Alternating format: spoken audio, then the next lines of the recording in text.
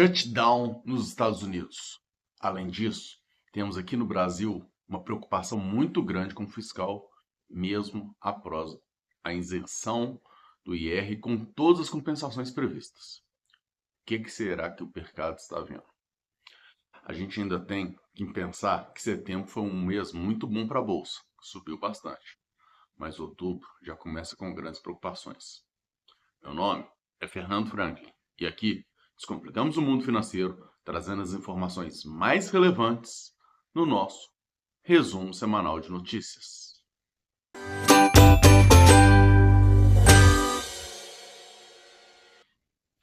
Então vamos lá, vamos começar falando aí do shutdown dos Estados Unidos. Bom, isso é algo que acontece com bastante frequência por lá. Os Estados Unidos têm um modelo, né, que precisa ter aprovações para poder gastar acima ali do orçamento.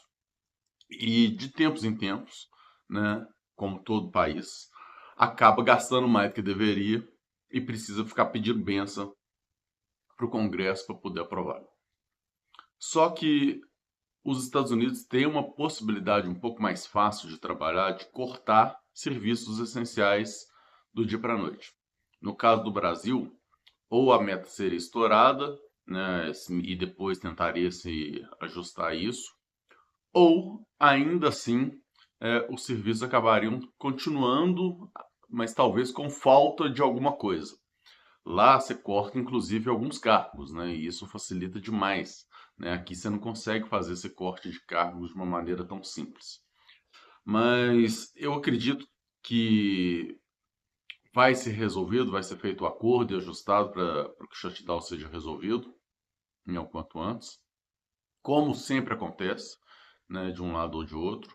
Tem muita coisa aí que é envolvida nisso, que a gente precisa trabalhar, né? Então, o mercado precisa trabalhar analisando as possibilidades, né, de quanto tempo, o que vai ser impacto, mas o bom é que para os Estados Unidos reduz aí os custos fiscais dele de uma forma mais imediata, e isso obviamente faz com que a moeda americana fique um pouco mais forte, né?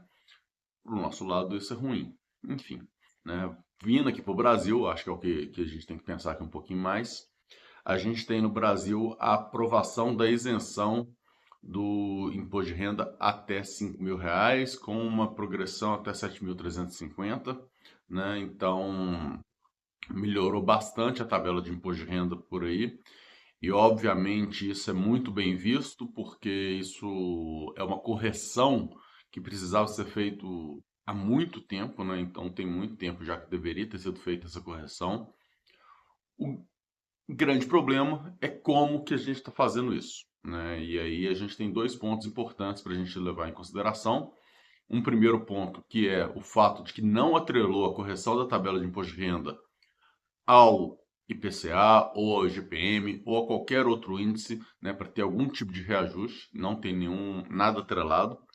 E aí, ou seja, o problema que demorou tanto tempo para começar a ser resolvido vai continuar sendo um problema a partir do ano que vem já de novo, né? Porque a gente não vai ter reajuste, ou do outro, e assim vai. E a gente vai ter esse grande problema, né? Até estava vendo um vídeo, né, de um amigo meu aqui, ele falando que lá atrás, em 2001, estipularam que a venda de ações, né, até R$ 20.000 era isento. E se a gente pegar e corrigir isso pelo tempo, né, e usando o IGPM, né, hoje seria equivalente a R$ 100.000, né? Então, a nossa moeda perdeu muito valor de lá para cá, R$ 20.000 era um valor substancial e hoje não é.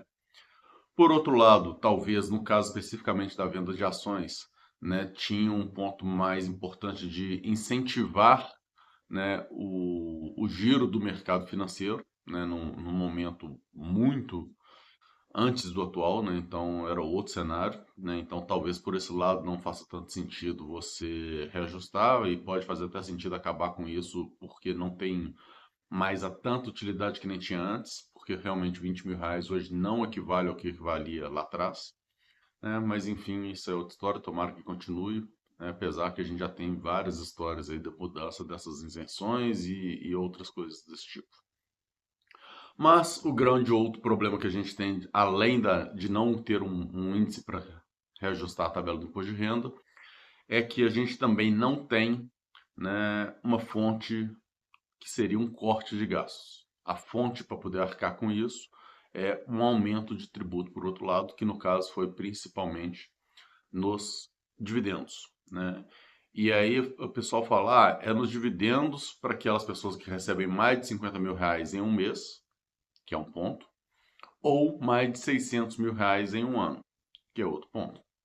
Claro que receber 600 mil reais em um ano, né, em dividendos, isso é um valor substancial hoje, mas se não for reajustado, cai no mesmo problema que a gente falou dos 20 mil, né? E aí em algum momento vai passar a ser tributado tudo. Outra coisa que pode acontecer, né? E aí que é o risco que o mercado acha que está vendo no fiscal, é que as empresas vão se movimentar para fazer isso de uma maneira diferente, ou seja, pode ser que vai fazer isso, em vez de pagar dividendos, pode fazer recompra de ações, né? E aí você vai inflar o preço das ações, em vez de efetivamente gerar um dividendo. A empresa que pagava dividendos trimestralmente vai passar a pagar com uma frequência maior para estourar menos pessoas um valor de 50 mil reais por mês, né? E aí, obviamente, não tem uma tributação na fonte, que é outro ponto. Então, talvez, né, talvez os cálculos do governo não estejam tão certos assim. Eu não sei o quanto que eles consideraram que o mercado poderia se adequar a essa nova realidade. E, né, considerando ainda que o mercado esteja errado e que as contas do governo estejam certas e que tudo vai acontecer conforme o governo está prevendo, o fato é que se você é dono de uma empresa e você tinha uma vida que era tributada de um jeito e agora você tem uma vida tributada a maior, você, por consequência, né, vai repassar esses tributos para alguém porque sua qualidade de vida não vai reduzir por conta disso, né? Então, basicamente, a gente está falando que vai ter mais inflação. E junto com essa história toda, a gente ainda tem as discussões, né? E são discussões interessantes, em relação à isenção, da tarifa de ônibus, em termos nacionais. A gente teve aqui em Belo Horizonte, eu fiz um vídeo falando sobre especificamente em Belo Horizonte, né, que foi negado porque o projeto não dava clareza de como que seria arcado, qual que é os valores que pagam hoje, não consegue falar nem quanto que gasta hoje, como é que eu vou garantir que eu vou pagar de graça, né, para todo mundo.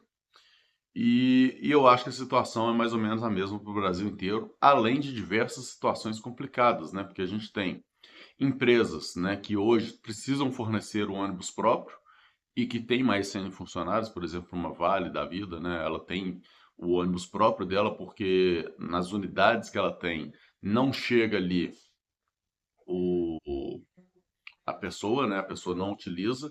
E aí, basicamente falando, como é que o governo vai fazer? Vai cobrar o ônibus da Vale? Não vai cobrar o ônibus da Vale?